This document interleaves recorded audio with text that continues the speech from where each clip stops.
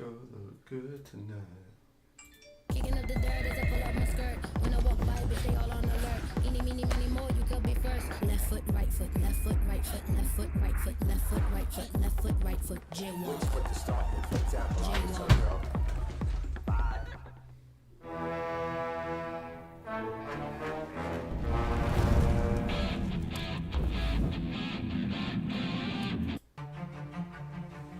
What the going on this team, Jerry? Bury him! Bury him! Jerry, TJ Watt. He is the best defensive player on the planet. Go! Yes! Yes! We're gonna fly out Steelers fans! Bang! Run it down their throat! No, no, no, no! That's not a penalty! Game over! Game over! Don't ask me to do nothing! This is nothing! He's aggressive. Hello. Welcome back to another episode of the Steel Here podcast, where I'm your host, Kevin Adams, alongside my partner in crime, Jersey Jerry. Jerry Don, the boys, they beat the shit out of the Browns on Sunday. They really did. They put a beat into them. Myles Garrett was irrelevant.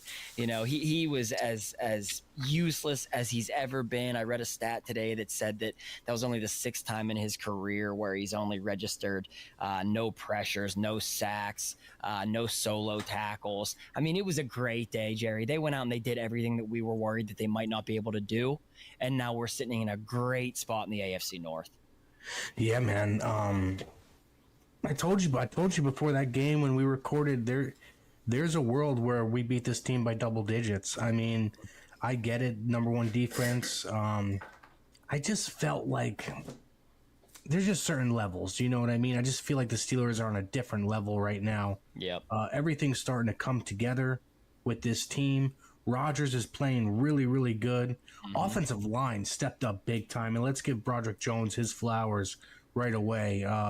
You know, we smashed that guy week in, week out for years now, and stepped up big time. I know he had some help with Darnell this past week, but dude, I don't really have much bad to say, man. How could you complain? I mean, 4-1. Beat the shit out of that team, rightfully so. They're just scumbag fans. Yes. You know, just Myles Garrett, arrogant fucking prick. Can't stand him. I just loved, you know, after the game, just hearing his press conference. He looked disheveled. But that's what happens when you think about the money first. You know, that's what happens. You're rich, you're rich. You know what I mean? You're rich. You got the money. But guess what? Was it really worth it? Was it really worth it? You know, his press conference, if you guys didn't hear it, it's worth going back to listen if you're a Steelers fan and just enjoying his misery, because boy, was he miserable after they asked him along the lines of, is it frustrating that your offense just can't score and you see the other team, you know, scoring? He's like, yeah, it's very frustrating. I mean, it's got to be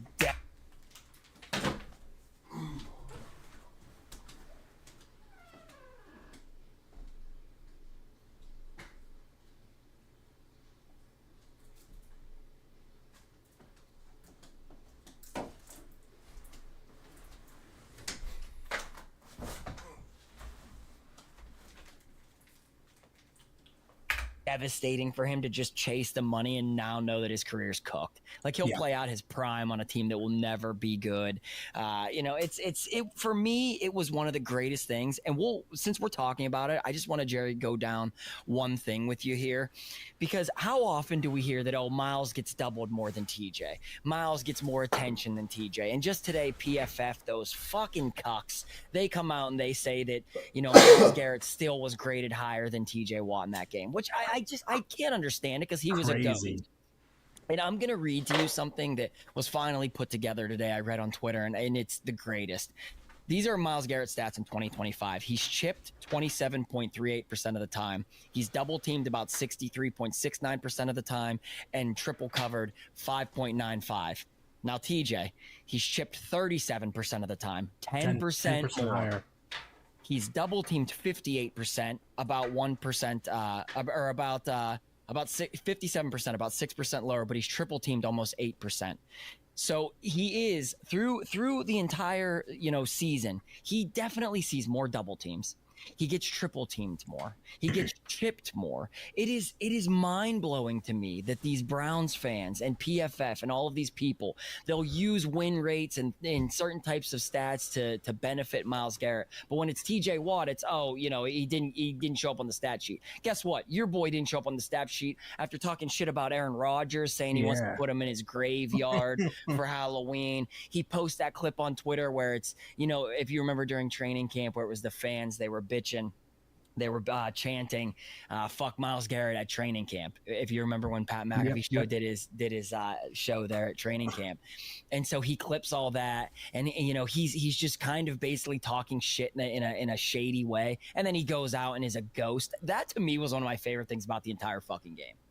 Oh yeah, I loved every second of it, and PFF is just a load of garbage. To be honest with you, yes. I mean, I'm pretty sure they have Patrick Mahomes ranked 13th best quarterback.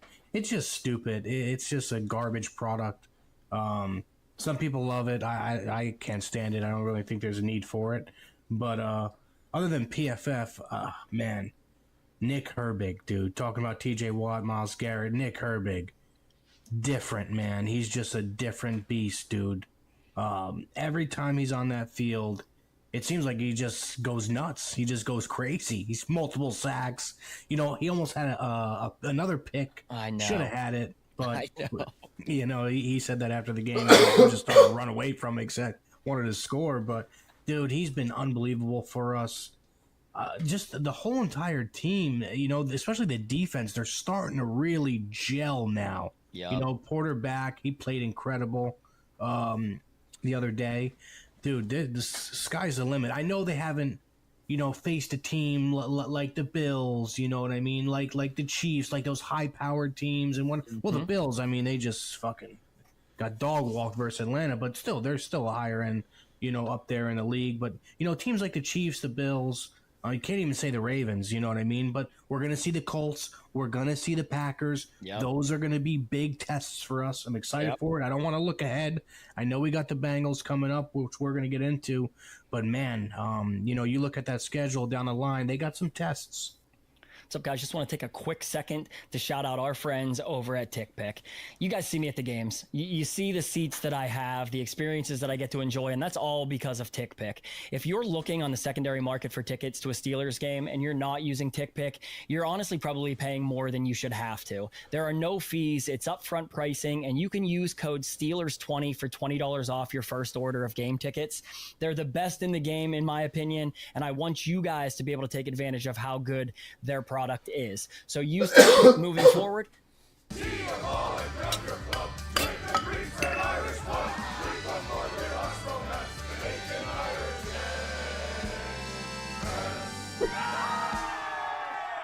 Make your Irish entrance with proper number 12. We have fooled the masses into thinking Cuervo is inferior. Shouldn't everyone know that Cuervo is actually good? Cuervo, because I don't care what these hoes say. Cuervo, the tequila that invented tequila. Let's get back to the episode. I'm getting more excited about the second half of this season than I have been, Jerry. And you said it. The defense is really rounding into form. You know, as much as I say that if I were trading anybody on this team, that it would be Alex Highsmith.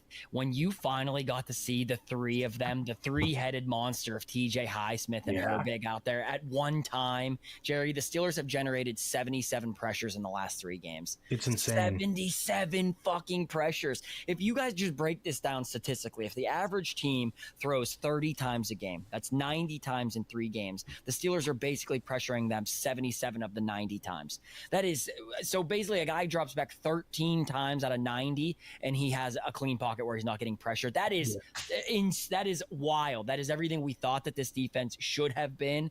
It started off terrible early in the season, but now it is really starting to find its own. And it's not even just that as the pass rush. They're doing things we've begged, Jerry. They're blitzing the shit out of both Patrick Queen and Peyton Wilson on the same play. I saw it on Sunday. Yeah. And Jalen Ramsey, Jalen Ramsey as well. Yeah, he had 2 sacks. They're doing things that it's just like you don't know where it's coming from anymore. They've really brought back these exotic blitzes we've asked so fucking long. Stop just putting TJ here and expecting TJ or Highsmith to win off the edges. And now you're getting pressure from all across the defense. And honestly, I felt bad for Dylan Gabriel on Sunday. He just got his shit beat in, man. It was every play he was getting beaten to the dirt. Yeah, he was getting fucked up that game. He took some big shots. Also, Kevin, is that the new camera? It is. Yes, it looks great. Does it? You like that? Yeah, it looks really good. One of our viewers like 3 weeks ago commented on the YouTube, and he said, "Man, Kev, we got to get you a new camera. It looks like you're filming with a potato." And it hurt my heart. What is it? What's the camera called? Well, I just got a Mac Pro. I just got a Mac Pro. So after we recorded with Trey Essex, I asked him, I texted him, I'm like, "What kind of camera do you have?" He's like, "No, I have a Mac Pro." And from there, I ordered one. It fucking came last week. How much are they? I think it cost me $1,800 for the computer. Yeah. So the built-in camera is the really good quality. Yeah, it's the built-in. Yeah, wow. So I don't have a normal camera. Thank God, man, because I didn't realize it looked that bad. But whenever we recorded with him, I'm like, holy shit. Yeah, it looks like you're recording in a fucking closet today, Jerry. Yeah, I don't. I'm having a very difficult time. Well, this is a fake background. I could put this thing down. I mean, we got to get our guy something here, man. I'm in the guest room. This is literally, it's midnight. With Jerry and I, we can't keep a schedule. You know what's funny, Jerry? There are people that come to the tailgate, or like when I get to meet our fans, they say the same shit. They're like, "You guys ever release an episode at the same time?" I'm like, "No, we really don't. We don't record at the same time. We don't release them at the same time. It's a fucking struggle to get us to record."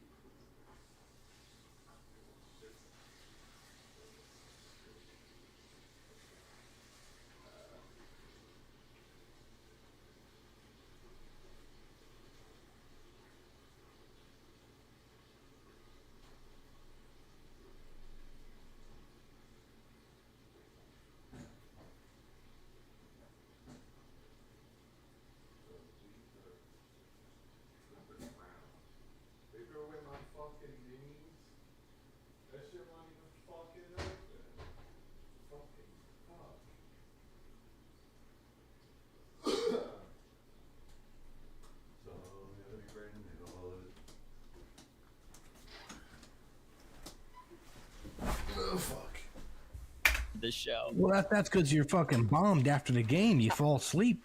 I know, man, but like it's a battle to stay. I'm up at 5 a.m. for the tailgate for a home game. I'm drinking all day.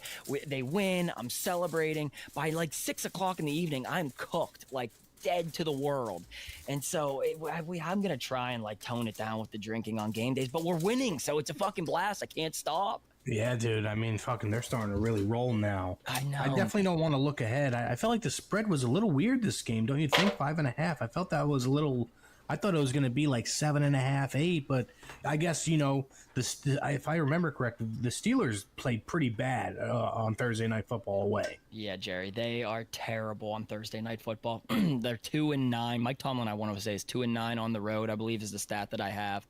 2-9 on the road on Thursday Night Football. They've lost, I want to say, 8 straight Thursday night road games. Wow. That is, I'm fucking worried about it. I am. I'm worried about it, Jerry, because if they can get through this one, though, this is one of those ones where it's like, damn, if the Steelers win this one, maybe things are different because they're exercising those demons. Can they win on the road on Thursday night? Flacco, it looked like he got them going a little bit, you know, with the Bengals. Jamar Chase has 10 catches, scores a touchdown. I think collectively they had 20 targets between Chase and Higgins. So Big I mean, too. I'm worried about that. But our team, Jerry, is finally taking form. You can see who we are, and it started from the first play of the game. And what did I say, Jerry? I predicted it last week on Darnell. the episode. I said they're setting Darnell Washington up to catch a pass out of the backfield like they did early in the season last year, and they do it on the first play of the game. In our group chat for Still Here, I'm blowing it up. I'm like, clip it. I fucking called it. I mean, Jerry, Darnell Washington was a wagon on Sunday, though. Dude, listen, I listen. Hand up. Did I say he was going to have 6.5, 7 touchdowns this year? Yes. I also was early to the fact that they were going to use this motherfucker a lot this year. Yes. I was right on that. Yes. Yeah, I'll give you that. And they're finally really starting to pump the ball to him. That's another game. Now the Steelers go to 7-0 when Darnell plays more than 40 snaps. That is, and he does everything, Jerry. Now it's getting to a point where Everything. he's the best blocker on the team. He is the best blocker on the team. I think it's fair to say that. But now they're getting, like, Rodgers is looking to him pretty frequently in the pass game. Yeah. It's not just a one-off where, they run that naked boot or he comes out of the backfield. Like, he's looking for him on other pass plays. And when the guy catches the ball, you ever see defenders try and tackle him? No, it's impossible. You need at least 2-3 guys at minimum. It's incredible. Like, I've started to realize, as much as we want another wide receiver, and we'll get to that because I really still do want another wide receiver, the Steelers are just bullying teams now. Like the last 3 games, they're really starting to just say, fuck it, we're going to beat the shit out of you, and they're just bullying them. Yeah. You have DK Metcalf, Jerry, he's getting going. Him and Rodgers, 4 straight games with a touchdown now.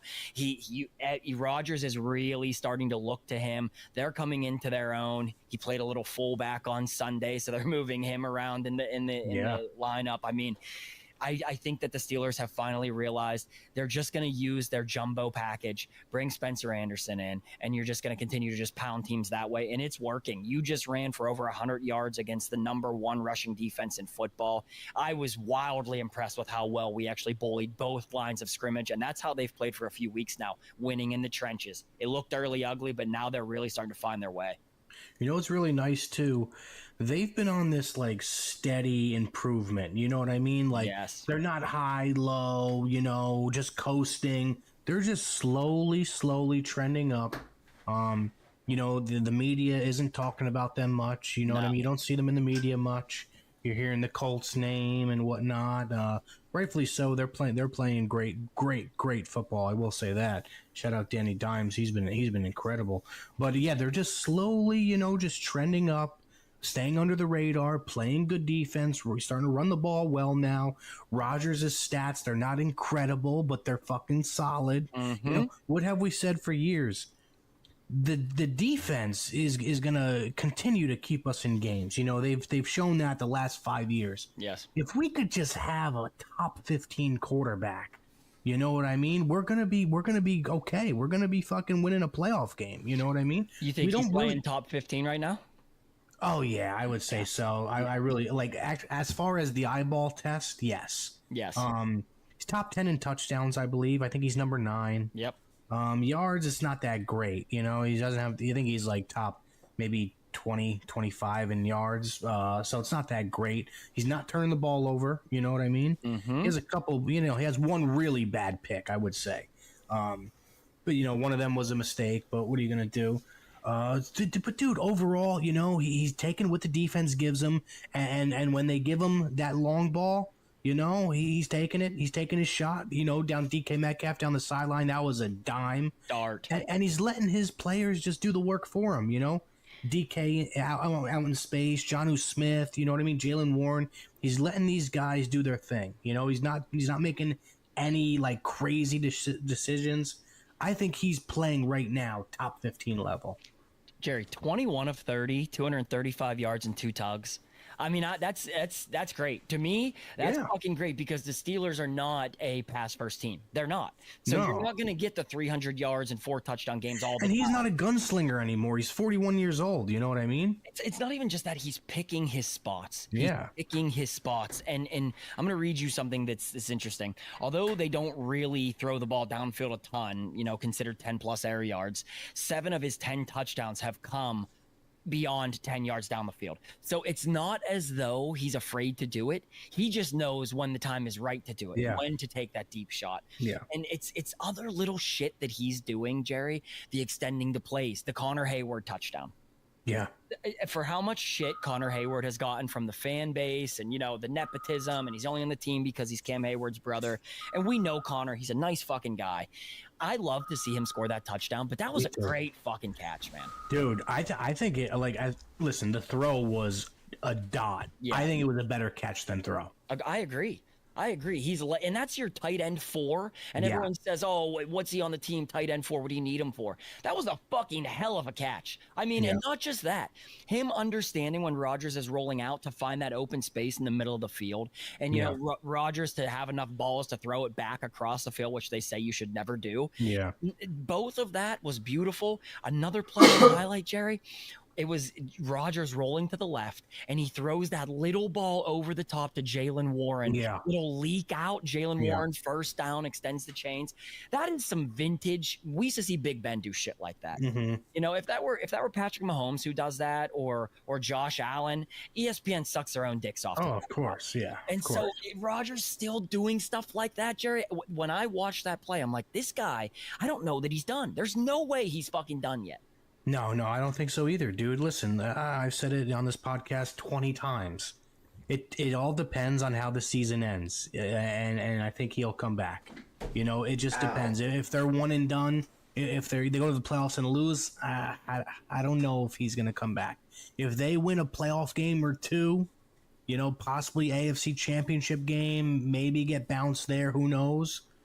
There's a chance he comes back. Mm-hmm. There's a chance he comes back, but listen, what I love about this team is, the last fucking 7, 8, 9, 10 years, it was usually one side of the ball is really fucking good. Yep. The other side is horrendous.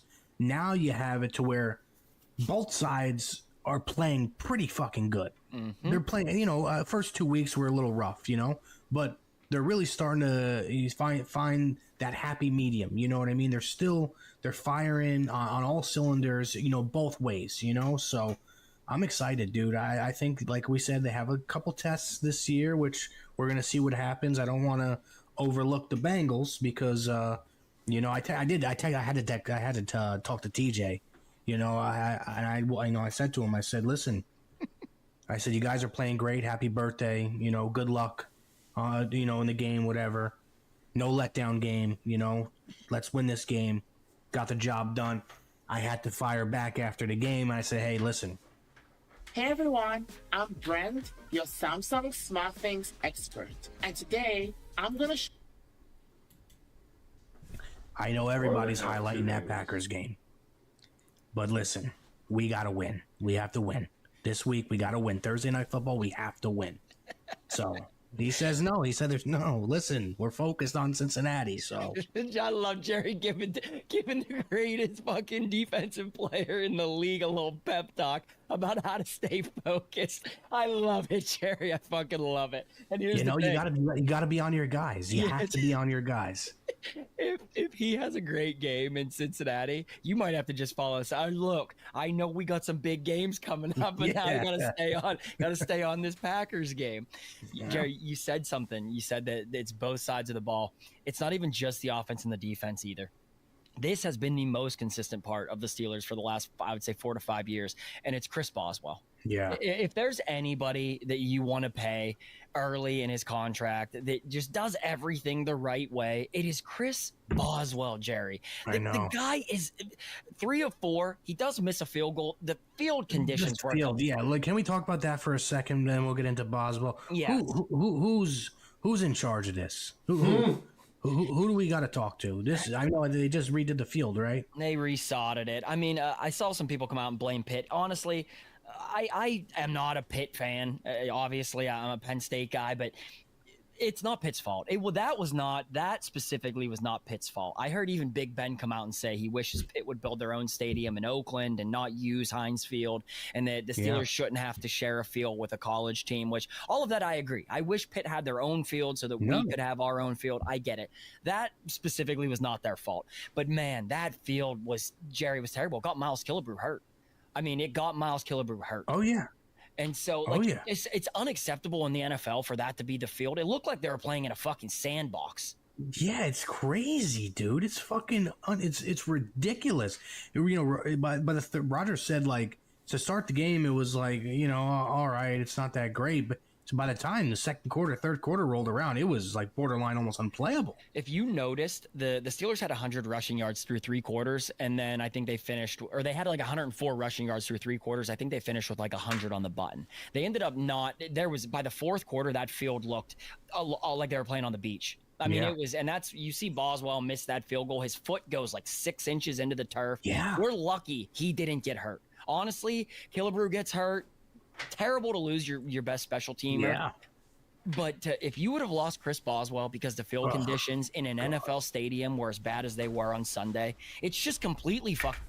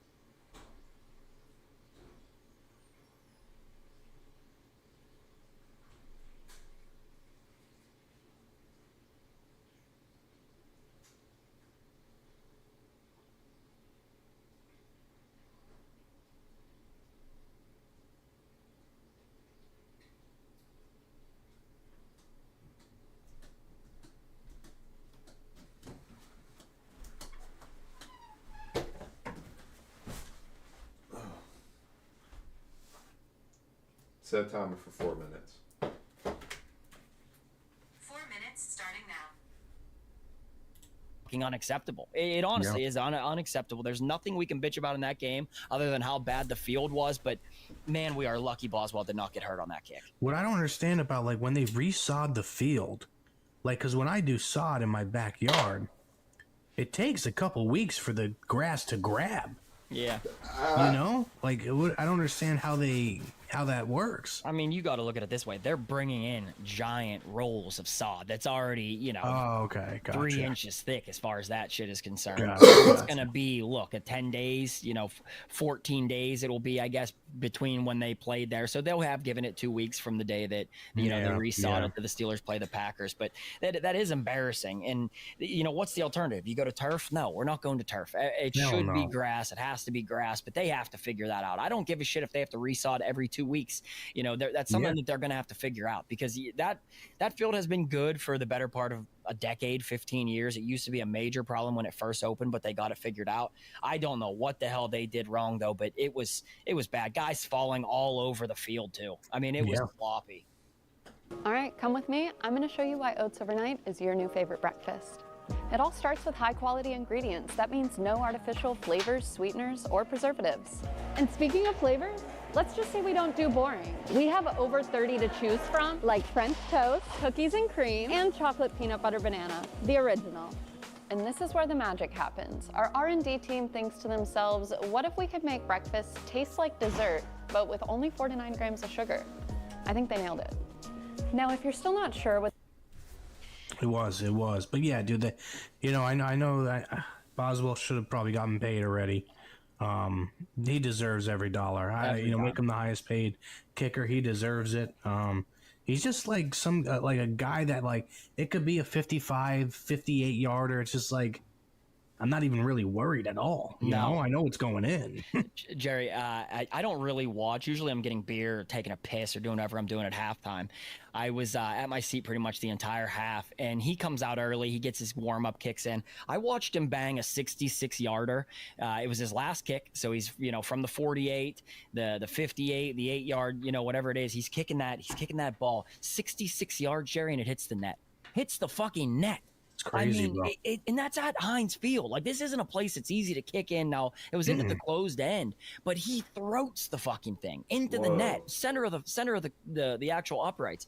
He is really, really fucking reliable. And I think that's the type of thing where you mention it. The offense is now rolling, and we haven't had that click in a while. The defense is now clicking, which is helping the offense click. The offense is helping the defense click, and you can always rely on Boswell. We're really starting to turn the corner on, is this going to be like every other season, or are the Steelers possibly going to really take one more step forward this year? Because I hate to say it after just being 4-1, and we haven't really had any tests, and we will, but this is as good as they've looked in many years, in my opinion. Oh yeah, I'd say that this is from just like a whole entire team perspective. Like, you just forget about the records, forget about who they played. Yes, just the way they look. Yes, I would say this is, last 10 years, this is probably the best team. Jerry, 8 different guys caught a pass from Rodgers on Sunday. Yeah, 8 different guys. How do you game plan for that? 8 different guys. And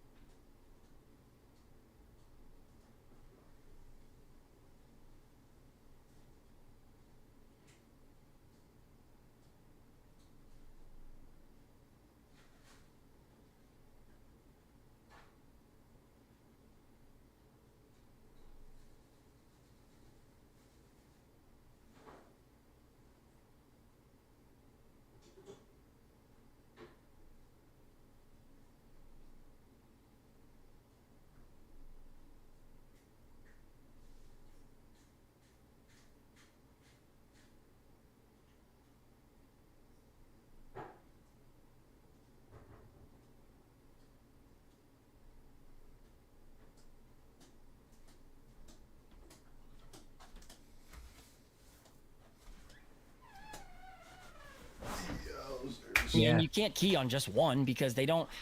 While DK had the touchdown, he still only had 4 catches for like 95 yards. Darnell had 3 for 62. I mean, there's no way you're game planning for all of these different people. And when you look at the defensive side of the ball, since Derek Harmon has come in, the Steelers' defense looks worlds different. I mean, worlds different since he got back healthy. Everybody, and I believe personally, it starts with Patrick Queen. They are flying to the ball. Patrick Queen, that fucking guy was possessed on Sunday. I mean, beating the shit out of the Browns. It's not just one guy making a play, though. There are points when Dylan Gabriel's getting hit by 3 or 4 different guys at the same time. Running backs, Quinshon Judkins, Jerry, we were so afraid Quinshon Judkins was going to kill us. I think he had 36 rushing yards, I want to say, is what he had. I mean, we're talking about one of the Steelers' best defensive performances, albeit the Browns are not very good. Rookie quarterback, we said all of those things, but their run game has been great, and that's against a few other teams. They made him look irrelevant, like the teams used to do in 2008 when they had that incredible defensive run where you could not run on them. You hold a guy like that to under 40 rushing yards. I walked away from that saying that's a complete team effort, and I fucking love to see it. What's up, guys? Just want to take a quick break to shout out our friends at Pond Lee Hockey, the new official sponsor of the Steel Here podcast. And they want to let you know that when life hits you hard, you need a team that fights for you just as hard as your favorite players. That's Pond Lee Hockey, Pittsburgh's largest work injury firm. They specialize in winning injury and workers' compensation cases and are ready to go to battle for every dollar you deserve.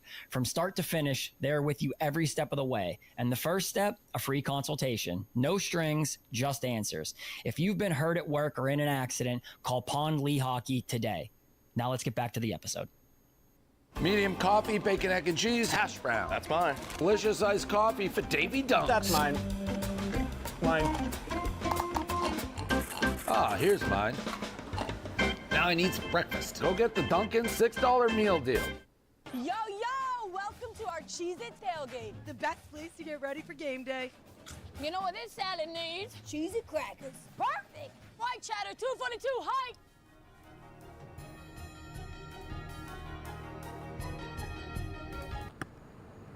Right, no hands. My bad, Cheese. Hey, ladies, the game isn't till next week. It's always tailgate season with Cheez-It. Hey, hit it. You got any more of these? Yeah. One of the, I think it's, I know we're starting to say it like every week now. That was the most complete game they've played. And we're starting to say that every week, which is a great thing. And there's so much more room for growth. 6 sacks on Sunday and no takeaways. I felt like they could have had 4 interceptions on Sunday. Dude, they dropped 1 million interceptions. I guarantee you they were going to work on that, A lot of guys, and those different guys dropping them too. Their run defense, the first 2 games, they've given up an average of 149.5 rushing yards. Their last 3 games, since Harmon comes back, they're only giving up 84 rushing yards a game. You're That's talking, really they've cut the number in half. Like, that is incredibly, incredibly good. They're doing a lot of things a lot better. I don't know who's calling this defense. We like to say this a lot. It's Mike Tomlin's defense, and we don't like to give any credit to, whoever the defensive coordinator is at the time. But if this is Mike Tomlin's defense, through 5 games, I love that they're doing shit that we've fucking begged for. Just manipulating the shit out of them, and it starts with Elliott on the back end, Ramsey blitzing out of the slot, all sorts of different shit, Jerry. I think this, you said it, who cares who they play? Just from the eye test, they look like a much better football team than they have in years past. Oh yeah, just strictly fuck the records, fuck the who they played. Yep. Dude, we've watched the Steelers. We've lost to what is his name? DTR, whatever the fuck his name. Yeah, Dorian Thompson-Robinson. Yeah, that fucking bum. We've lost to him. Yes. You know what I mean? We've seen Steelers teams lose to guys like that, Yes. And I know it's all people are gonna say, oh, it's the Browns. Listen, we were talking about, everybody in media was talking about it. Browns' best defense in football. They didn't look like the best defense in football to me. Our game plan was great. Honestly, the offensive game plan was great. Hats off. Arthur Smith has been doing a great job. Yeah, Sherry. And I think a lot of that also comes down to Aaron Rodgers is a great field general for what Arthur Smith wants to be able to have done. In the last, season, we would always say Arthur Smith is, maybe he has a good game, he has a bad game. But then when people would watch the tape back and they would show it, there are a lot of open guys. It's just the quarterback's not finding them and not getting it to them. Aaron Rodgers knows, even if the offensive line is getting better, it's in their best interest to get the ball out immediately. Yeah. To avoid your Myles Garrett's getting home, to avoid these great defenses that we're going to have to play. He's having an unbelievable year for us, and you're goddamn right. If he does give us top 15 quarterback play, and I'd say he's closer to top 10 quarterback play personally right now. Maybe the stats aren't all there, but he's doing everything he has to do. And if you look back to that Patriots game, late in the game, he has to throw the touchdown to Calvin Austin. Bang, he hits it. He puts the kill shot to DK Metcalf against the Browns. The game before against the Vikings, he's giving the Steelers all of these big momentum boosts when they need it. Now, say they go down 14 points early, I trust that he's going to push the ball downfield. He's going to take his shots earlier. Right now, he's just taking what they're giving him because he doesn't have to force it, and he knows defense is going to keep us in it. I'm going to make the plays when I have to. It's been a fucking blast to watch. And for years we've watched Steelers offenses like listen, I know it was 2 field goals, you know what I mean, but like we're starting to get leads early now. We're starting to score first now. We're starting to score touchdowns in the first quarter, get a couple field goals in the first quarter. We're starting to get leads. For years, we've been playing from behind, down 10-0, down 6-0, down 17-7. We've been constantly down, but now we're starting to move the ball early. Game plan, like you said, has been really good the last couple weeks. We're starting to get that ball, drive right down the field, and put points on the board.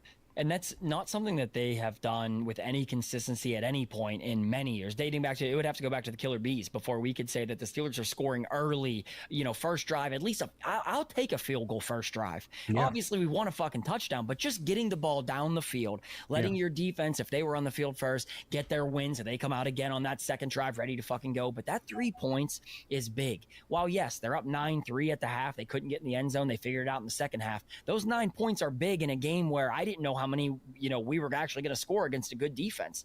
And so you also don't know how many they're going to score because our defense is playing great and they have a rookie quarterback. So albeit I'd love to win 35-3, 9-3, and then you ultimately win 23-9. That's pretty damn good. A lot of teams would love to have put up 23 points on the Browns and couldn't do it.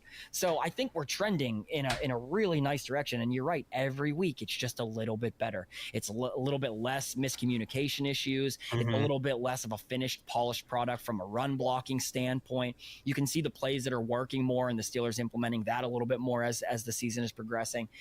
All in all, man, I have to tip my cap to Tomlin and the coaching staff, and that hurts me to say, but through 5 games, I'm quite impressed with how much better they have been in the last 3 versus the first 2.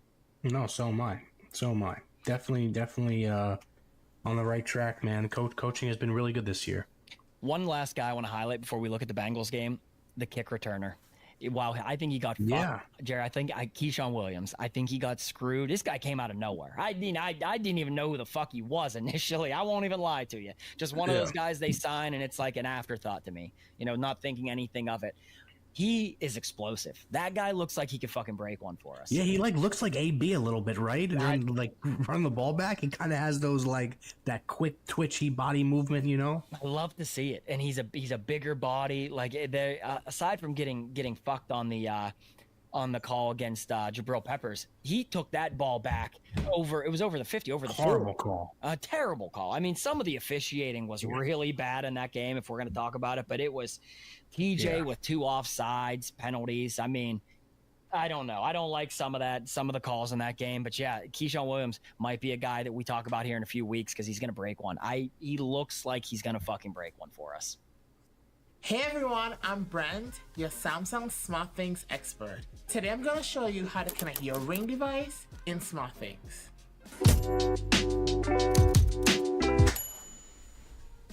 It's easy to connect your Ring. Yeah, dude. I might bet a Steelers defensive touchdown this week coming up, this Thursday. Special teams or defense? Either or, they give the option. I think I'm going to take it this week. I think we're due for one. We are, yes, looking at the Bengals, the Steelers are 2-9 on Thursday Night Football. Quick, twitchy body movement, I love to see it, and he's a bigger body. Aside from getting fucked on the call against Jabril Peppers, he took that ball back over. It was over the 50, over the 40. Horrible call. A terrible call. I mean, some of the officiating was really bad in that game, if we're going to talk about it. But it was TJ with 2 offsides penalties. I mean, I don't know. I don't like some of the calls in that game. But yeah, Keyshawn Williams might be a guy that we talk about here in a few weeks because he's going to break one. He looks like he's going to fucking break one for us.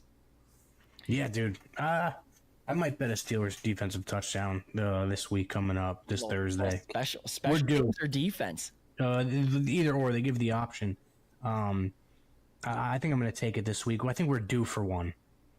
We are... Yes, looking at the Bengals, the Steelers are 2-9 on Thursday Night Football road games. Tomlin has a 182% league average win percentage, and the league average is 431. So Thursday Night Football really is Tomlin's kryptonite. I mean, it is his kryptonite. He doesn't even sound happy that the Browns traded the Flacco to the Bengals. I've never seen him do that. In never, right? 20 years, he's been coached 19 years, whatever this is, 18 years. I've literally never seen him take a shot at another staff ever. Not one time ever. And if you guys didn't hear what Mike Tomlin said about Andrew Berry and the Browns front office, he pretty much laid into them. He said, Andrew Berry must be smarter than I am, because to make a guy your opening day starter and to think that highly of him and then to trade him interdivision to a team is hurting doesn't make a whole lot of sense to me. No. I mean, called him out by name, Andrew Berry.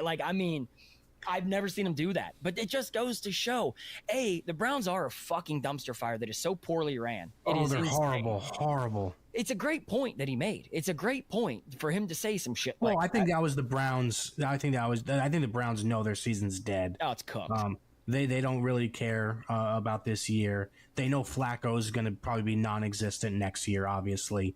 Let's trade him to the Bengals, so maybe they can upset the Steelers, or Ravens once, we'll see what happens. Yeah, it's still. I would never help anyone in the division. Not ever. You can't. Because here's the thing, if you don't trade him and the Browns get hot, for whatever reason, or Deshaun Watson comes back and the Browns get hot, and then you have to lose to the Bengals down the road. It's just ballsy to do some shit like that for a 5th round pick.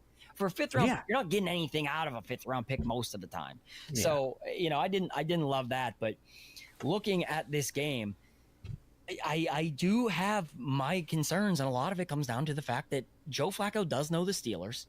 Yeah. The Bengals do have big-time weapons on their offensive side of the ball. And if Flacco, while I think we could beat the piss out of him a lot more than they did Dylan Gabriel because he's significantly slower, and, their line is worse than the Browns' line, and the Steelers' defense is humming and clicking on many cylinders, I still worry because it looks like he's starting to get them going. And if you get T. Higgins going, you get Jamar Chase going, I don't love that. I don't love that. No. That's worrisome for us, man. No, it definitely is worrisome. But you know what? I'm not trying to get overly confident or too cocky. I just think this year's different, man. I just think they're gonna fucking step up, man. I think they're gonna cover that spread as well. I just don't see a world where the Steelers team is either down in the fourth quarter by 3 or only up by 3 in the fourth quarter. I can't see it. I think they're just firing on all cylinders right now. And listen, I know short week, Thursday night, you're traveling, you're going away, but I got a lot of trust in this defense right now and this offense. I had my take last week that I think, this Steelers team, you're going to look up and they're going to be up by double digits. I think it's the same as last week. I just think they're not fucking around this year. I think they're not going to let a game like this slip by them.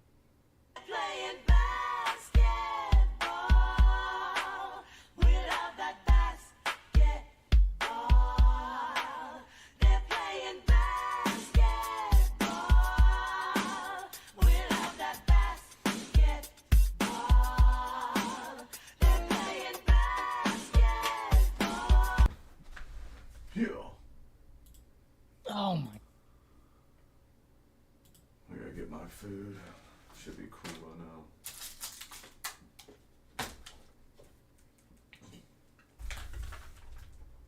D up. Get that D up.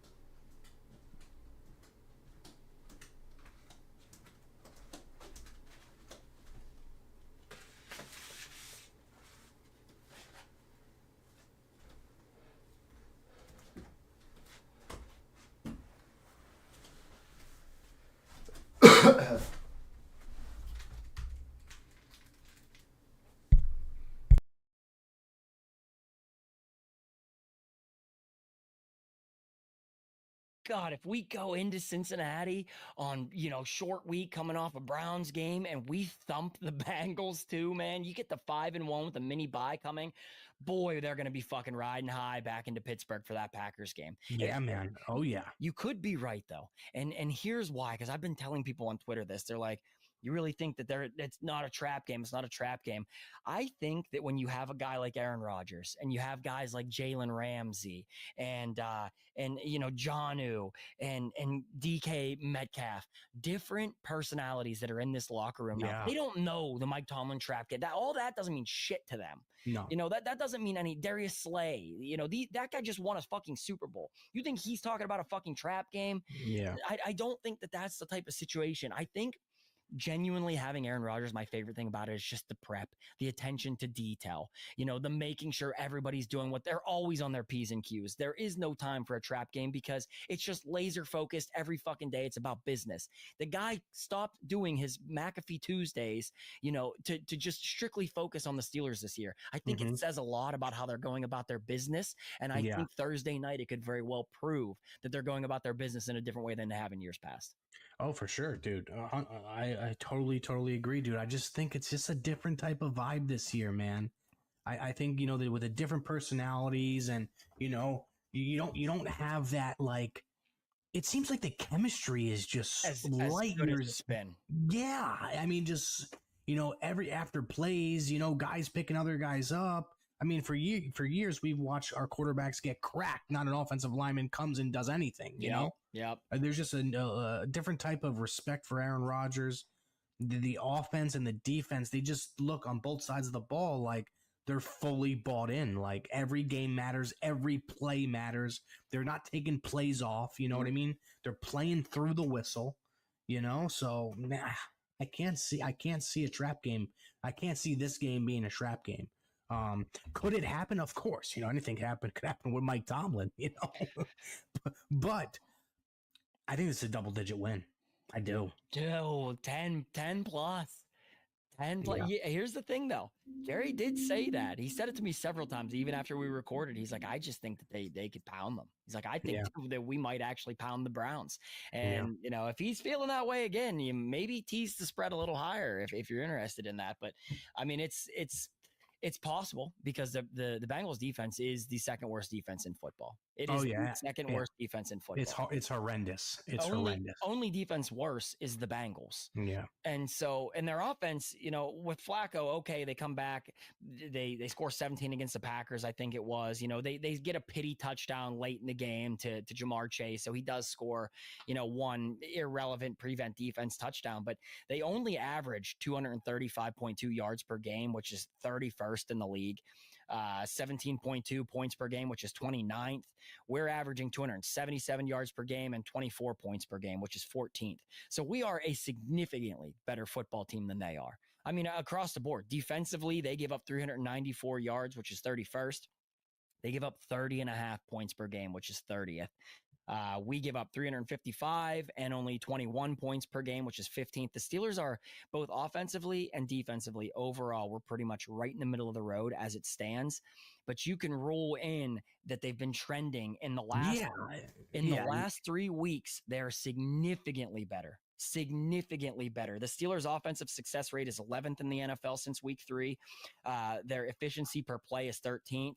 Their defensive success rate is 7th, and their defensive efficiency is 4th.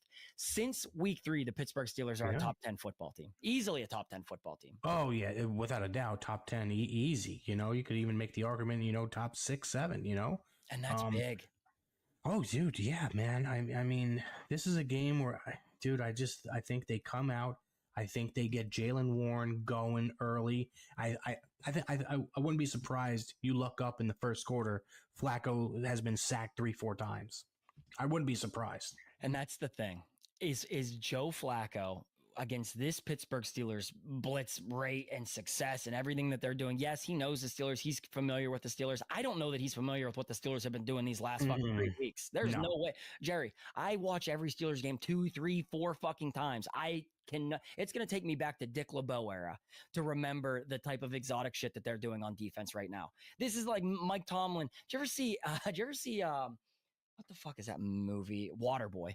you ever see Waterboy, where the coach gives his playbook to the other coach and, you know, he can't remember how to come up with plays? It's as if Mike Tomlin found his fucking lucky playbook again, because this defense is worlds different than it's been from, you know, a creativity standpoint.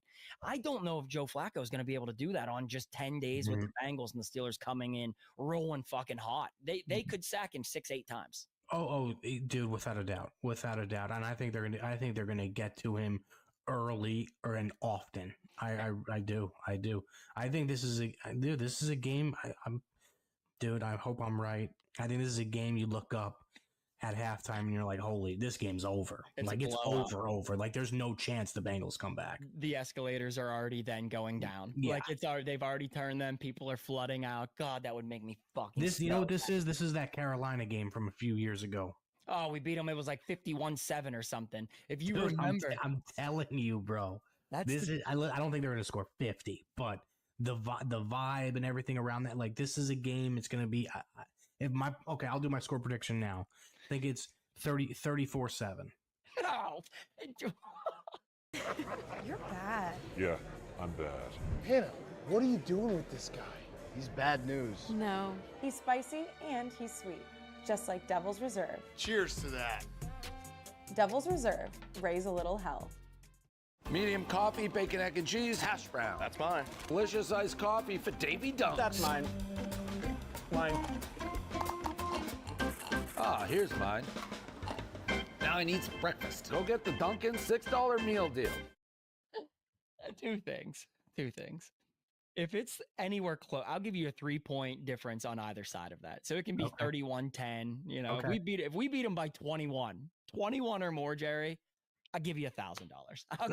That's a $3,000 fucking bet right here. Love it. I will be the happiest fucking guy in Cincinnati leaving that place if we beat them by 21 points going on a little mini bye. I think they're going to embarrass them.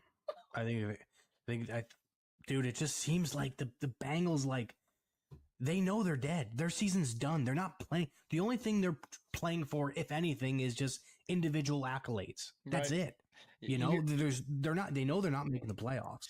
You hear Jamar Chase's comment? The Steelers are going to come in here and try and raw dog us. Yeah, I seen that. That was funny.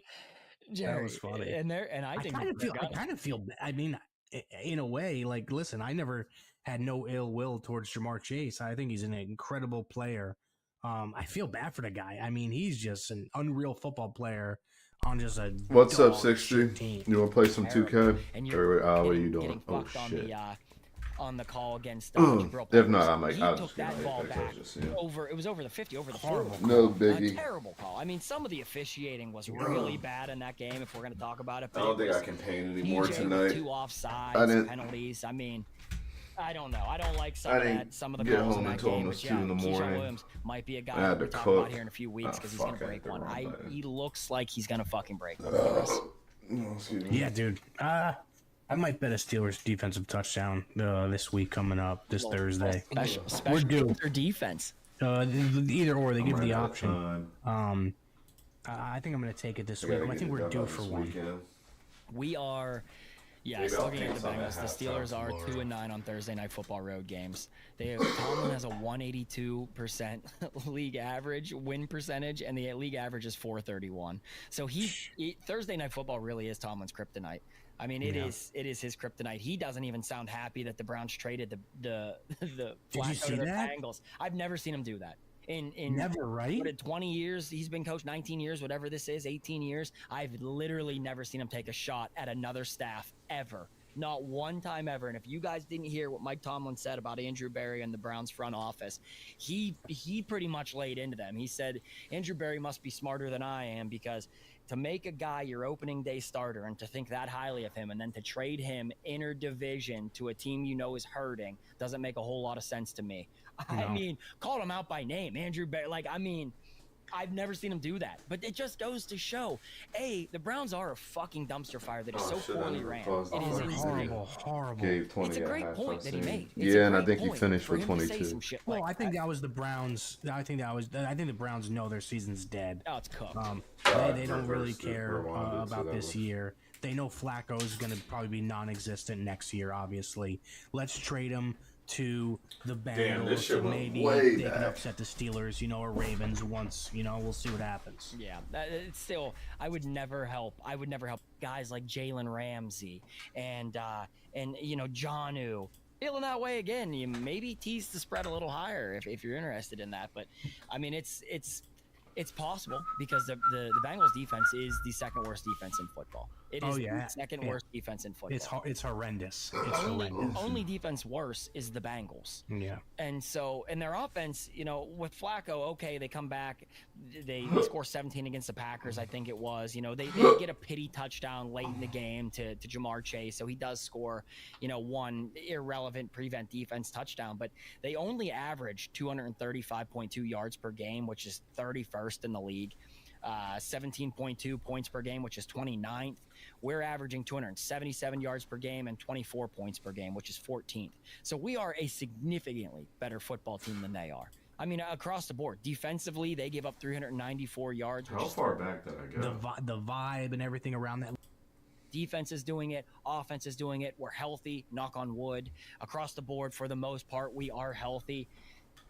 Man, you might be talking me into a 21-point win here, Jerry. Holy shit. Dude, I just think when you have a game like this, and you look at both sides of the football, and both teams, it's just like, how do the Bengals keep it close? How? Like how? There's no way this game close. He's not mobile at all. Okay, no. He's gonna have to sit back in the pocket. Steelers are getting to the quarterback fast. Yeah, I mean real fast. I think that's a big part of it, and they have very little run game. So if you don't have a run game and you're just throwing Flacco back there, he's a sitting duck in my opinion. Yeah. That's why when they signed him 2 weeks ago, I said, oh my God, he's washed. This is hilarious. He might be worse than Jake Browning. Simply because at least Browning can move behind that shitty offensive line. Yeah. Flacco has never been mobile. Year one, he was never mobile, let alone he's 40. So this is, I heard the guy saying today, it's the battle of the Icy Hot Bowl. Icy Hot Bowl, yeah. So, I mean, Aaron Rodgers definitely is in better shape than Flacco, but I agree with you. I don't see how they put up a ton of points. I mean, the over-under, Vegas has the over-under at 43.5. So, let's get into the betting because it'll lead us into another segment. So, last week, I took the under 37.5. That hit, Jerry. I hit a fucking over-under. That's how you know we're rolling. I mean, that is how you know vibes are as good as they've ever fucking been for you and I on this show, because I'm hitting over-unders. That's a big fucking deal. Jerry took the cover 5.5, pounded that. He took Jalen Warren over total yards. It was 67.5. He ended up with 63, so you missed that. So Jerry went right. I missed my Jalen Warren prop like twice now this season by like a combined like fucking 5 yards. Yes. Yeah, you missed it by 4 on Sunday. Yeah. So you were right on it. And I missed it by 2, I think, the last time I took it. You did. I'm not taking him. I'm not taking him for a couple of weeks. I'll tell you something funny. So my bet will be with Jalen Warren, but I am 2-3 on the season. I get 2 bets this week since I won. Jerry is 3-4. He gets 1 bet since he didn't sweep them both. Steelers minus 5.5. The over/under is 43.5. The Steelers are heavily favored though at minus 278. So Vegas does agree with you, even though it's minus 5.5. Minus 278 is a pretty big money line. Man. Yeah, That's a lot. That's a lot.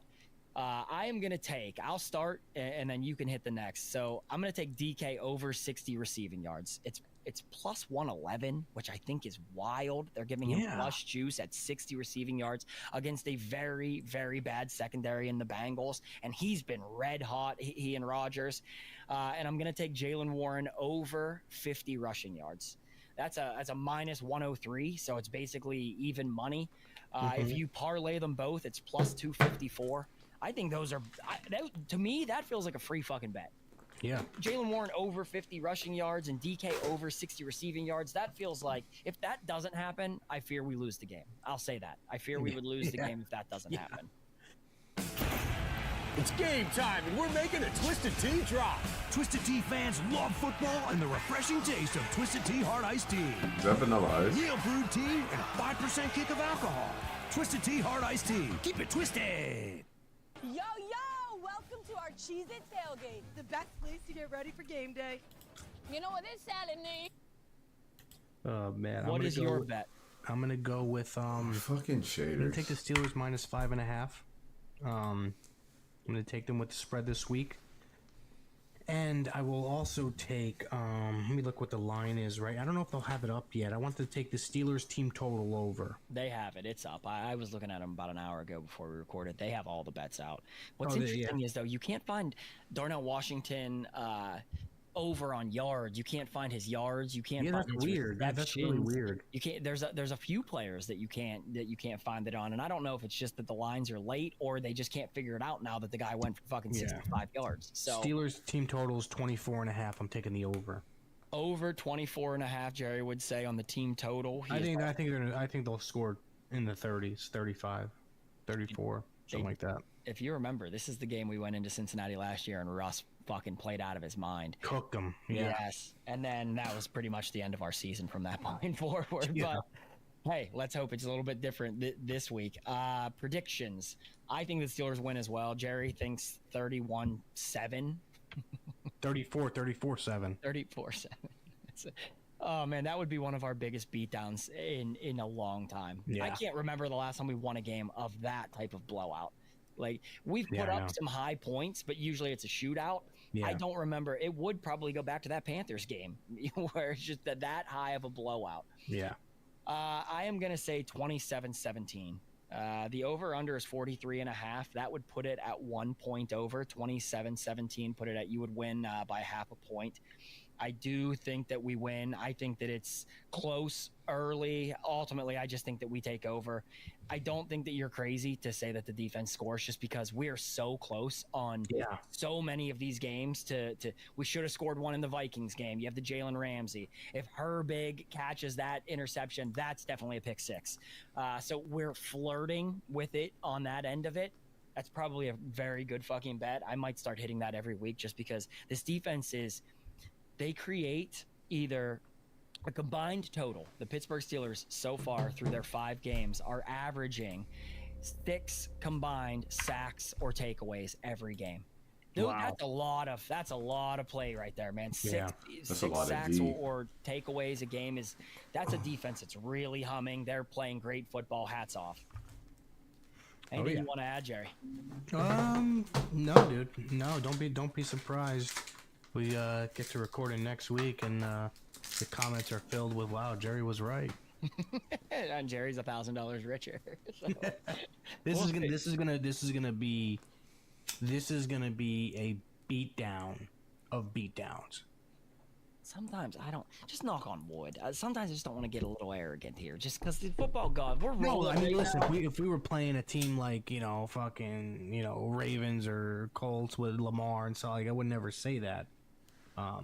The Bengals have zero chance this game. I hope we're not recording Friday with very sad faces because, God, the Steelers, as much as every time we start feeling this good, we get fucking smited right down by the football. I know. This year's different. It's different.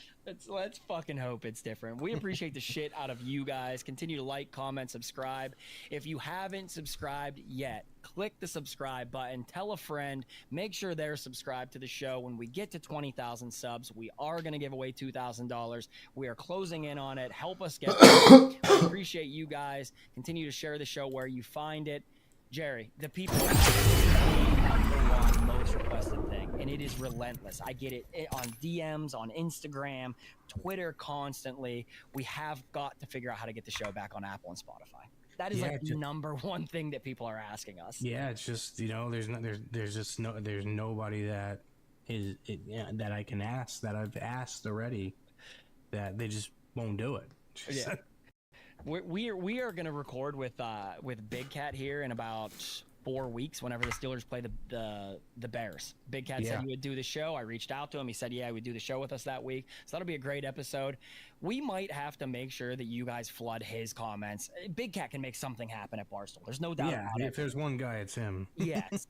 So hopefully we're fucking trying. We're trying very hard for you guys to get it back in. Like that shirt.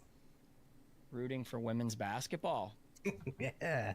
Look at you, women's rights activist here. Women's rights activist. Yeah, man. Fucking the W was pretty good towards the end of the year this year. I enjoyed it. I just really wish What's up, Caitlin Mike? Clark could actually play. Oh wait, I forgot about the sights and sounds. Jerry, I absolutely love Soph. I think that she might be the most beautiful woman in the W. Yeah. Thursday Night Football on Prime. It's on. Let them know.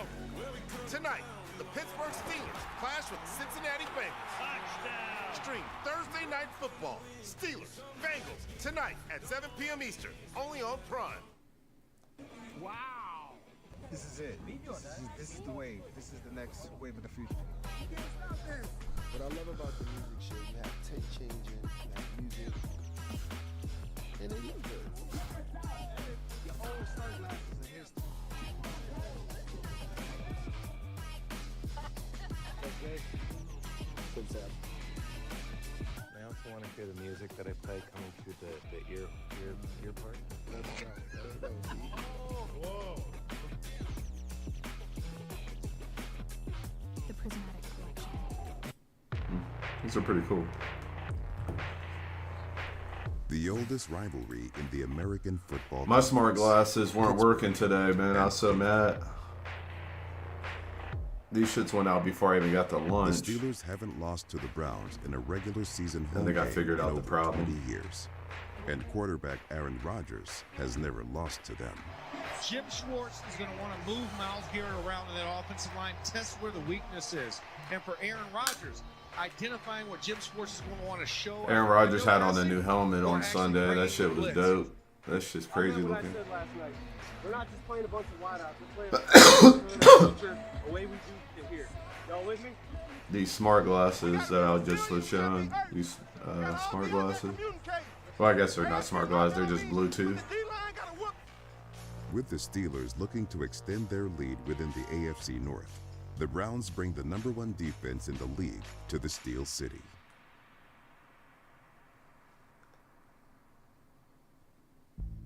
The Steelers' offense came out of the gate swinging. I think if you're going to set the tempo early, this is what you do. Let the Browns know this is what we're doing. Until you stop it, we are going to give you a steady diet of it. And the play action pass rolling out as a man wide open. It's Darnell Washington at the 40, rumbling up the right sideline. A quick play action to a wide open Darnell Washington. He punched the shit out that in ball. the shotgun. 5-man rusher, and they will bring 5. Rodgers back, pump fakes, now comes back again to Jonnu Smith, who's jolted as he makes the That's a catch good enough hit. for a first down. Ball marked on the left hash, 44-yard attempt here by Boswell. Kuntz the snap, to hold, and the kick is up, and it is drilled right down the middle. 10:55 remains first quarter with a score. The Steelers 3, the Browns nothing.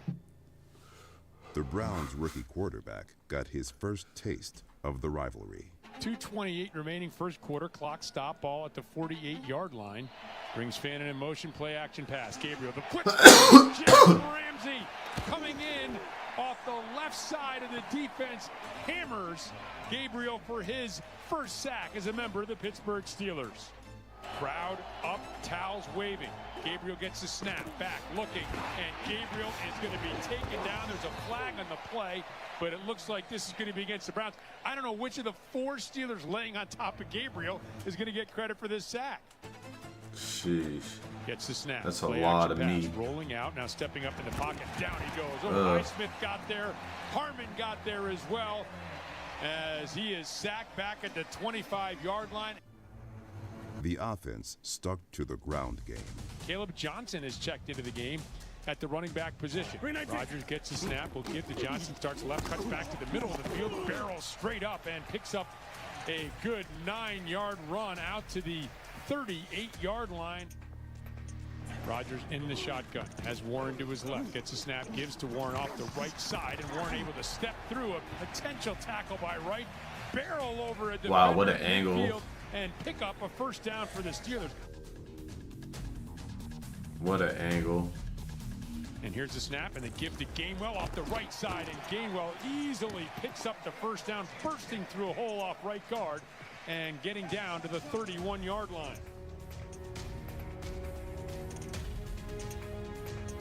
On the right hash, it will be an exact 50-yard attempt here by Boswell.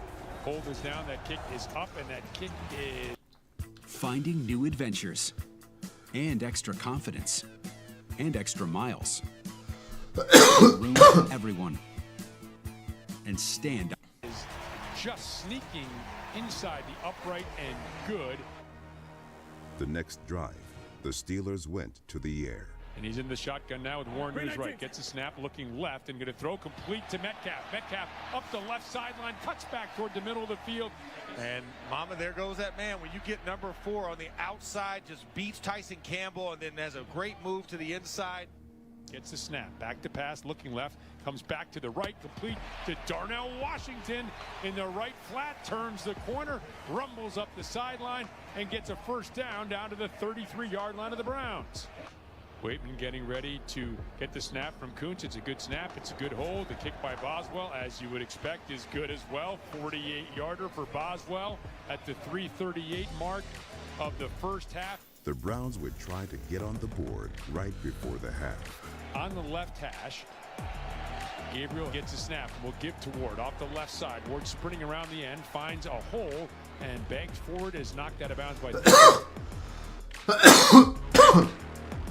Gabriel gets a snap back, steps up, throws into the pocket, and it is complete to Njoku, who is pounded over the middle of the field by Thornhill. Oh, that hyperextension on the leg there. Gabriel gets a snap, and they will bring 5. And Gabriel throws out to the left. It is complete to Judy down at the 35-yard line. It looks like it is going to be enough for a first down. 31-yard attempt here by Schmitz. Here's the hold. Here's the kick. That kick is up, and that kick is the final play of the first half and is good. So that's the end of the second quarter with a score. The Steelers 9, the Browns 3. Aaron Rodgers came out clicking in the second half. Gets the snap, back to pass, looking left, throws. It's complete to Freiermuth. Freiermuth heads up the left sideline. It feels good to hear the Muth sound in the stadium. Good to see 88 there in the offensive game plan. Rodgers under center. Jonnu Smith to the right, and he gets it on the jet sweep. And Jonnu Smith barreling forward. Denzel Ward tried to body block him down. He just shrugged that off. The handoff to Warren, and he's going to bounce it to the outside of the left and angles towards the sideline and finds himself another 10-yard pickup into Browns territory. Back-to-back explosives by this Steelers offense. Rodgers gets a snap, play action pass, rolling to the right, underneath has Metcalf this time. Metcalf racing up the right sideline and knocked down at the 21-yard line. Big gain for Metcalf, first down for the Steelers. Rodgers gets a snap, will give, and this is Jaylen Warren starting right, picking his way up the middle of the field, and he's going to pick up another 10 yards. You're wearing down this Cleveland Browns defense that's so vaunted, so good, is now starting to show signs of wear and tear. Rodgers under center. As Rodgers gets a snap, play action pass, rolling to his right, looking downfield, looking, throws back across his body, and caught in the end zone. What a grab by Connor Hayward. Magnificent thrust by Rodgers, and Hayward with his first touchdown of the season. I just keep checking my bingo card for all the different guys that get involved for touchdown. The 4th tight end that's caught a catch today in this game alone.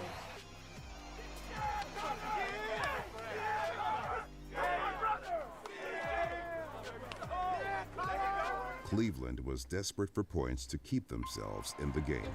As Gabriel in the shotgun now with Judkins to his left. Snap. Gabriel throws over the middle of the field. It's complete to Fannin, the rookie tight end, and he is just barreling forward. Shook off a tackle attempt by Slay and gets down to the 35-yard line before Jack Sawyer and others can get him to the ground. 53-yard attempt here for Andre Schmidt. And here's the hold, the kick. The kick is up, and that kick is drilled through by Schmidt. And so the Browns don't respond with a touchdown. They do come up with a field goal. The Steelers look to break the game open on their next drive. It's 4:02 remaining here in the third quarter. Rodgers gets the snap.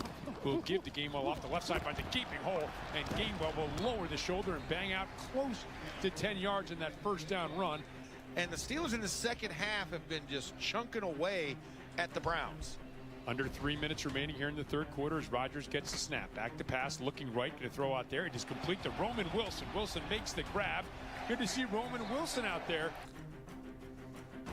3rd and 2 ball at the 39-yard line. Big play here for the Steelers. Rodgers back, throws over the middle of the field. It's complete to Darnell Washington. Darnell barreling forward inside the 30 and down to the 25-yard line. Darnell Washington is the tight end. Rodgers gets the snap. Back to pass, looking, pump fakes to the right. Now wants to go to Metcalf. Has him in the end zone. Touchdown to Kalen Metcalf. Pittsburgh Steelers score to go up 22-6 pending the extra point. Beautiful play design. You came off of running the football, now change of the quarter, change of direction, little bit of a break. That was a fucking freak. What the hell? How the fuck his muscles popping out while he's running down the field? What the hell? To Kalen Metcalf with a touchdown score, and now you can kind of take a small. This motherfucker using his arms to carry his body forward. That's, yeah, what the fuck?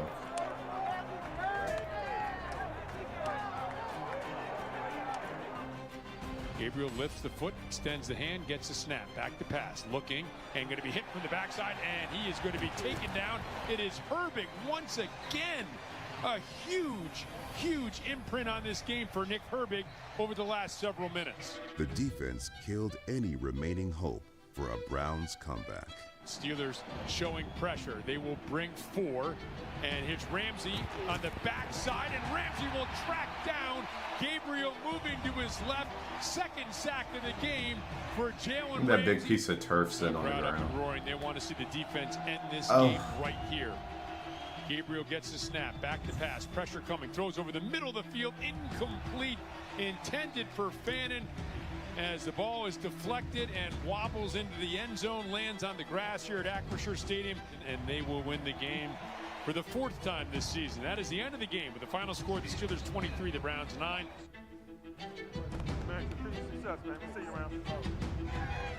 Continued success. We'll see you around. He was not fucking with. Hey, he was not fucking with what's his name at all. You that big nigga that be talking shit, huh? Morning, guys. Why is Jeff Bridges here? I'm studying to be in a T-Mobile commercial. Bendis knows the 1 minute. Morning, guys. Why is Jeff Bridges here? I'm studying to be in a T-Mobile commercial. I guess I didn't see it the first Hear time. myself talk. I get to talk to some pretty cool guys, and you are one of them. I am very thankful to talk to you today, Coach. Hey, listen, Cam, you know, I've watched you for your 15th year now going there. You came right after I left, and, you know, no one has represented that team better than you have, and I've said this to you before. What you've done for the community, the organization, you know what it's like to be a Pittsburgh Steeler, and listen, your dad went to Pitt, and so you have that Pittsburgh blood in you. Well, you got that Pittsburgh blood too. Yeah. And I got to start off. You know, we played the Browns yesterday. It's a little bit late, but Coach, we got to talk. What are you thinking about the AFC North right now? Well, you know, listen, I think right now what you have, I mean, certainly with Joe Burrow going down to change a little bit of the landscape in Cincinnati. I know you have them this week going against Joe Flacco. The only team he hasn't played for in the AFC North has been the Steelers, you know. So Aaron, you better beware. If he has a good game, you know, Mike might go out and get him. He can complete the cycle. But you know, but I think when you look at the Browns, they've got a good defense. They got a young quarterback. I think you guys did a great job with Quashon Judkins. I think he's a really good running back, and I thought that was a big challenge for you guys. You still look at Baltimore, and I think the rash of injuries they've had, and you know, they've dug themselves a little bit of a hole right now, and so. You know, I just think where you guys are right now, you look at your schedule, I know you have to stay in the now. Michael makes you take his thing. But, you know, I think as you've been down this path before, it's important for guys like you in that locker room to take nothing for granted, not to get too complacent and too comfortable. But at the same time, just recognize the opportunity you have. And as I've said this before, I'd love to see you guys start utilizing a lot more bodies so that you and TJ and Aaron, you guys, and you know, Jalen, you're healthy in December, in January, when we need your has to be fresh legs. You know, I used to sit there and just like try to shorten the game at the end of a game, just to eliminate the snaps. Because you know, the less snaps you have, the more you're going to have at the end of the year, right? So you only have so much in that body. Coach, you talk about being complacent. John Mitchell used to always tell me in the old the assistant coaches to go ahead and poke at all the players. Is that true? I was hard on the assistant coaches. There was a lot of good cop, bad cop, and I was probably the good cop. But I made the coaches accountable. We watched every film. There were times they would watch the film over, and I would sit there and I'd go, "Wow," and I'd stop the film, and all of a sudden Coach LeBeau would say something like, "We're going to be okay." I go, "We're going to be okay." I just saw 4 mental errors. I got 5 guys that don't even run into the football, and we're going to be okay. I go, what bothers me is it doesn't bother you.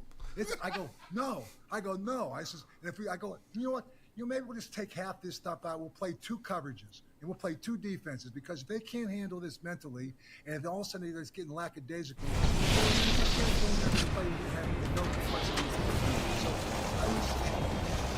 Coach LeBeau, he was very laid back. We were like, I've enhanced my weapon. So the message was sent to them. Weapons fully enhanced. Nothing stopping Salvo's middle finger now. Crofton, hang on a moment. You've had a lot of Hall of Fame players. Was there anything special you did?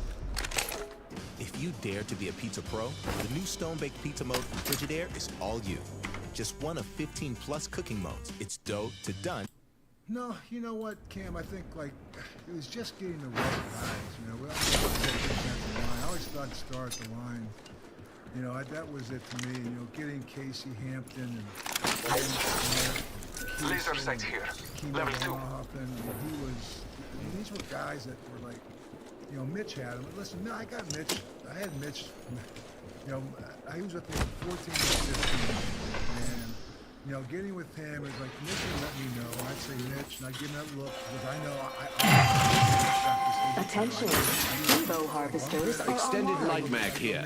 Level 2. I have enhanced my guys are. Glory of it. Let's go that way.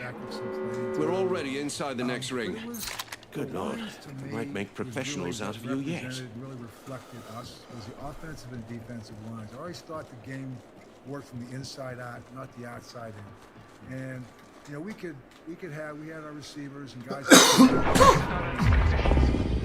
reflected us so much and just how he played the game. And he loved a good KO block. He loved the reception. So it was like the blocking for the running game. It's funny, guys, that we get into, later on we had really talked this way, like Jerome kind of was like a closer for us, in the fourth quarter. Bring Jerome in, but it's 255 pounds. I mean, he's not running away from you, now you're so tired, he's running over you. And all the guys would get in there, and they'd get on the sideline, and Big Hamp, and they'd be going, jump tower there. Right, time. Ride the bus. I said, I got you, Hamp. They wanted to see that clock run. Just tick. Evo harvesters here.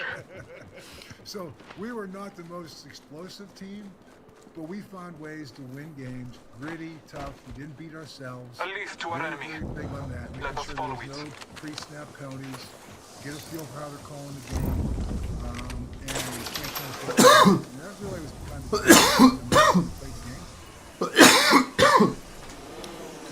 How do you think the current Pittsburgh Steelers are? Obviously, we're 6 weeks in. How do you think they're trending? Magnificent! I like this. I think the biggest thing is just the identity of the defense.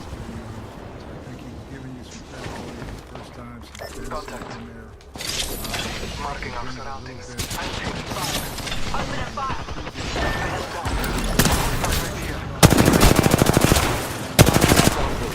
Cowards die many times before their deaths.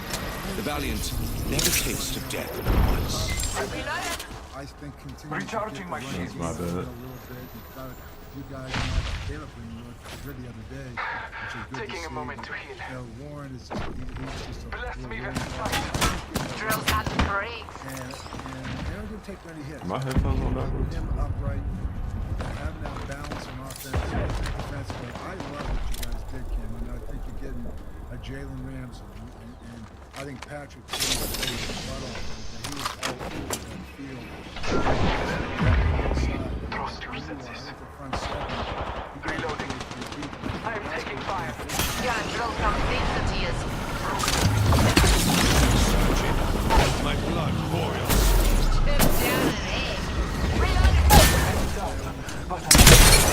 shot at. Shooting at me. Reloading. Replenishing my On your shields. feet. Got it, shit.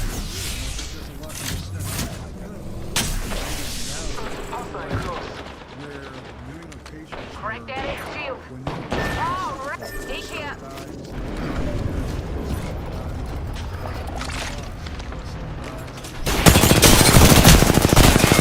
The nerve. We put that whole squad beneath the earth.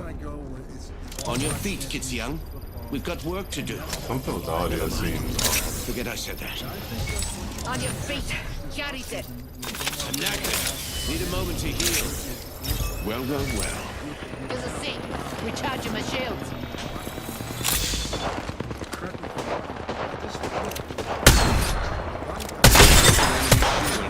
Firing on our foes. Hostile close. These ballots know the drill. Contact with target.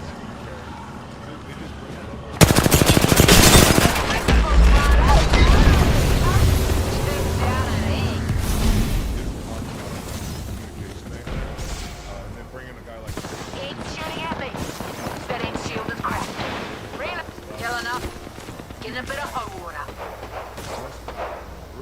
Down. Manawaki ain't dead yet. I've retrieved our allies' banner. Healing.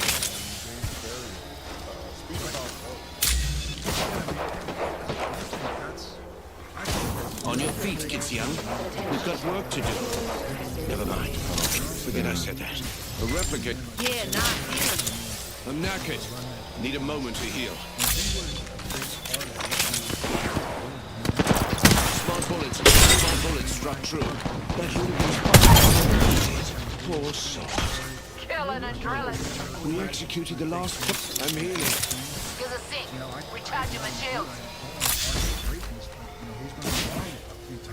Being shot at. I'm down. Yeah. What were you thinking when Troy would come out and be third and he's blitzing? Well, can I tell you, here's a plan against. Wasn't plugged all the way in. Shield battery here. And Troy's up there in the box. We have cover 2 call. He's in the box. And I didn't even see those guys over there. I said, Troy's okay. I'm big on disguises, but man, Troy, you're taking disguise to another level, man. Like, you can't be playing half the field to snap the A gap. I go, no. So you can't be doing it. So we're sitting there, and all of a sudden we're going, cloud. And Troy's going like this. The ball snapped. I go, Dick, he didn't get the call. And ball's thrown to flat, and Troy goes in there and he makes a tackle. I go, Troy, it was cover 2. He goes, I know it was cover 2. But I thought if it was in the box, Carson would think it's a 3-deep defense. I just told Deshae, you play half the field. I'll take the flat.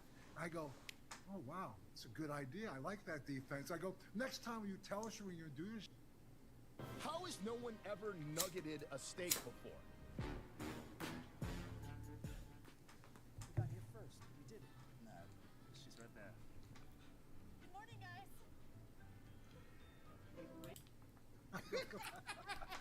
So I was just like, but you know what? He was that type of guy that, sometimes, he'd get in there and he would go for it. I mean, he may have the flat, but if he could get to the quarterback before the quarterback could get the ball in the flat, you had to cover up for him. And so, when Ryan came out, I did remember Chris Hope.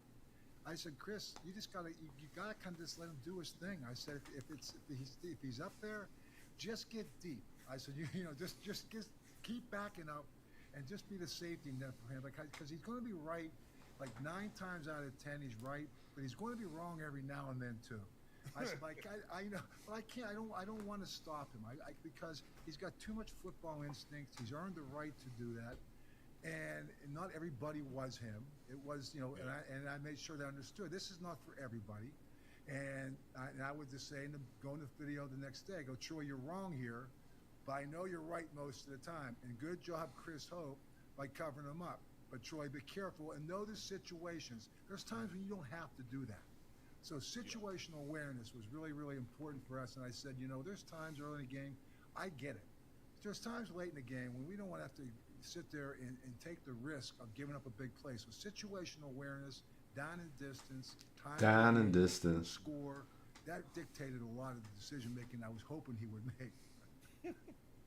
Another guy I think was like the heartbeat of y'all's defense, Joey Porter. Speak on that guy and what he brought to the group. PZ, Goddamn, Jerry Porter. Another guy that was kind of like, he had, Joey and I went back when we drafted him, and, he sat there and, he was behind Greg Lloyd, and he kind of paid his dues, and all those guys came. I made all those guys come in. They all played special teams their first year. No one really became a starter. Even the Hines Ward was covering kickoffs his first 2 years, and listen, I was a special teams player. I wasn't gonna let anybody. You know what? I don't care how you got here. You want to appreciate the game of football? Let's cover some kicks and let's maybe block for some returns. So I'm gonna put you out there on 4th down. That's where I made a living, just to appreciate the fact that the other guys are out there doing it. So, yep. And so, coaches still got me appreciating it on field goals. So you're still doing it, right? Hey, this is more block kicks this year than I've ever seen before. Oh, right? It's crazy. It's nuts. Because the ball's getting kicked lower. It seems like the ball's getting kicked lower. I think that they're trying to kick the ball further. Yeah, they're going for distance. I'll tell you that. I know. So, but anyway, Joey was the heartbeat of our defense. Really heartbeat of our team. He'd get up and talk.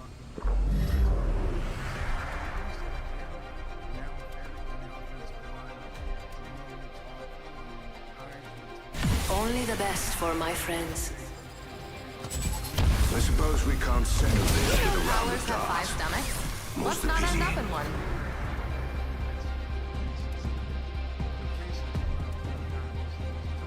Let us see what we can teach the riffraff, shall we?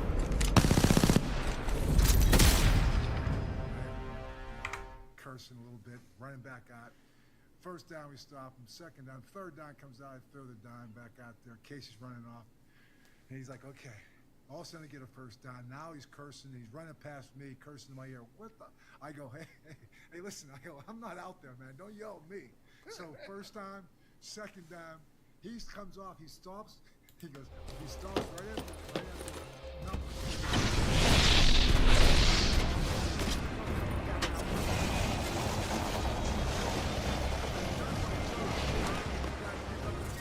Moving to Echo, we're about. A target landed so close I can smell him. Some of us aren't in the ring. Grab what you can and move. I've enhanced my weapon. Your story, being from Pittsburgh, Enhance my weapon to enhance my survival. Simon, I learned. It's really funny. I was with the Eagles in cut. And I was in 1979, a free agent, 12 running back. I got cut in the I went down and got in school. And I was a GA, so I was actually linebacker for the first time I ever coached with NC State. And so, because Carl Peterson knew Ernie and Corsi were good friends, and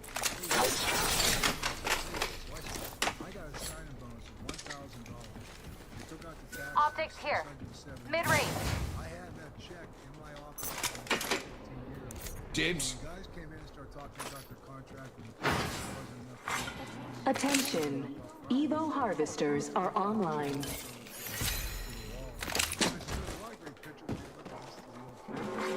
Warning. Ring closing.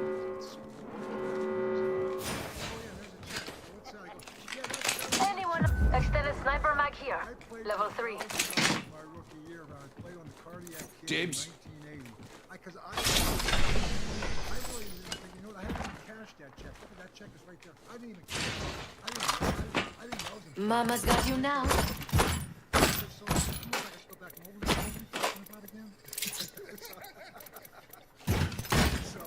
Nice choice. You got good taste. Attention. Delivering care package. Care package incoming. Does your generation usually require this level of assistance? Activating jump drive. Attention. First blood. First blood. No, That's one I've way had to a find out change your... of heart. I've been snared. Opening fire on. I'm down. That's on me. Shit. I thought I heard some shit. Just us now. I hope I can count on you. Every week when we played him that week, somebody that night would come that would take his area. I've seen this. 2 years after that, when Cleveland came to Pittsburgh and I was on the Browns, he stayed up every night before the game to see if he could catch that guy who was taking that area. Extra supplies here. The day of the game. So he was, but then when I came to Pittsburgh, and I ended up coming back.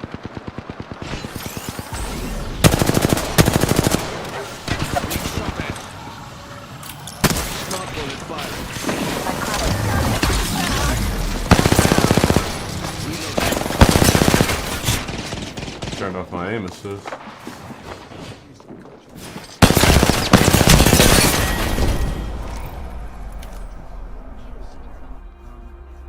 Turned off my aim assist. They didn't even tell me. That was ugly. Damn, how many points have I lost? So I started with Marty. I spent 2 years there and coaching special teams, 2 years coaching secondary.